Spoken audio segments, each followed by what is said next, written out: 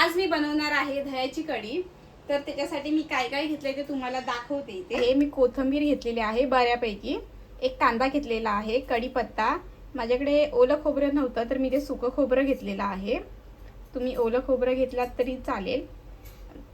2-3 मिरच्या घेतल्या आहेत मी हिरव्या, लसूण घेतलेला आहे आणि आल्याचे 2 छोटे तुकडे घेतलेले आहेत बघू शकता। आणि इथे जे आहेत मी 2 दह्याचे डबे घेतलेले आहेत। तर सर्वात आधी जे आहे आपण हे वाटून घेऊयात मिक्सरमध्ये। तर इथे जे आहे आपण वाटून घेऊयात। कोथिंबीर थोडी जास्तच घ्यायची आहे आपल्याला।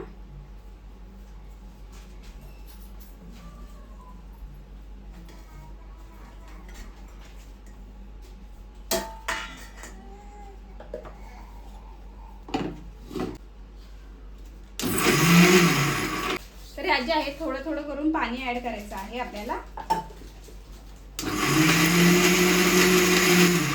आणि एक गोष्ट म्हणजे टाकायची राहिली, मी विसरली आहे, एकच मिनिट। तर ते आहे जिरं।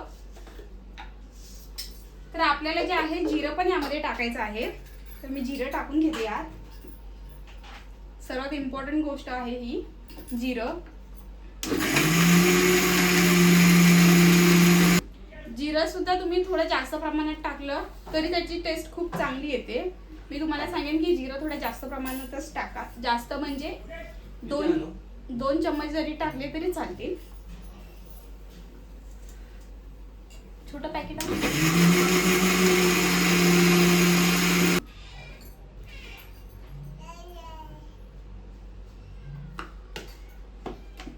तर इथे जे आहे बघू शकता मस्त छान अशी सॉफ्ट प्युरी झालेली आहे याची।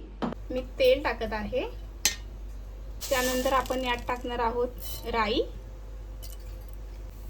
लसूण, त्यानंतर टाकणार आहोत जिरं,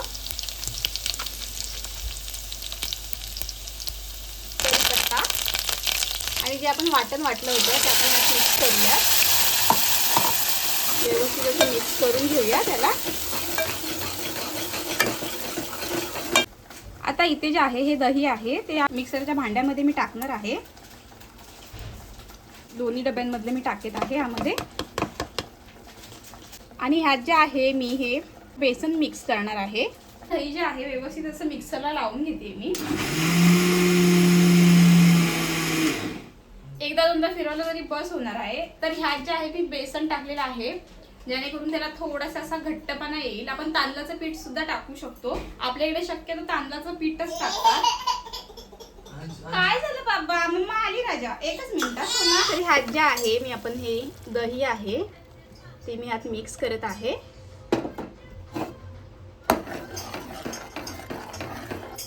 तर इथे जे आहे आपल्याला जसं घट्टपणा हवा आहे तसं यात आपण पाणी मिक्स करून घेऊया।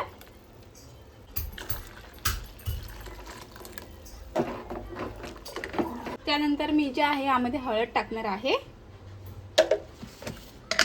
आणि त्यानंतर आपण ह्यात टाकूया आपल्या चवीनुसार मीठ। आता ह्याला जे आहे व्यवस्थित अशी उकळी येऊन देऊया।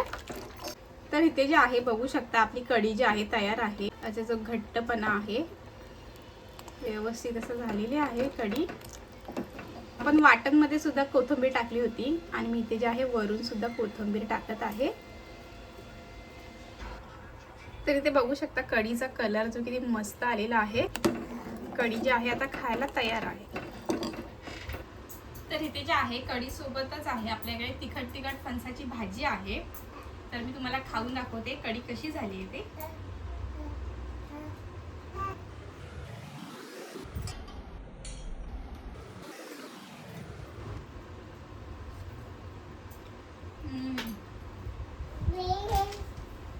एक नंबर झाली आहे कढी, तुम्ही सुद्धा नक्की ट्राय करा। पण ज्या आईच्या आणि हाताला सवय तशी नाहीये, पण छान झाली आहे।